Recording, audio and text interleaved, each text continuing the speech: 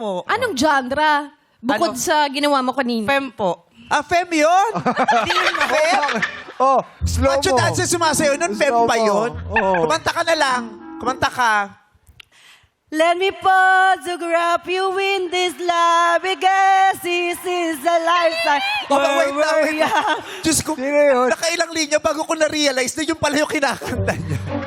Adele! Ano yun? Adele yan! Adel pa yun. Sige, paano rin Pati lyrics nga. ulit? Parinig. Let me photograph you in this love because this is a lifetime where we're young. It's exactly where we were before you realize.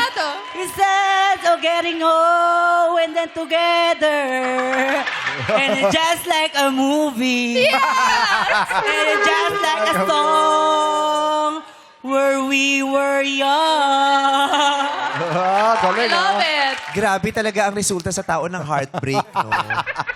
Yung nagbabago yung pagkatao mo nang hindi mo namamalayan. Grabe. Oo, pero Ano yun? sabi, Heartbroken ka ba? Hindi po. oh, hindi naman pala Happy eh. ka? Eh, may ex ka, di ba sabi mo? Yung ex lang po before. So ano yan? Happiness yan? Yeah, kasi trip ang tawag dyan, trip. Pinagtitripan mo kami. Nakailang boyfriend ka na ba? 3 pa lang po. 3. Serious? Sakto lang po. Ano bang hinahanap mo? Serious relationship? Yung nasa ngipin mo, Yes lipstick po. ba yan o ano yan? Lipstick po na lang Ah, natikit. kala ko gingivitis yan, hindi mo na. Lipstick talaga. Okay. So, matagalan yung mga boyfriend mo? Yes po. Meron na yan? Yung first boyfriend ko po, 4 years. Yung pangalawa po, 3 years. Tapos yung ngayon po, 1 year.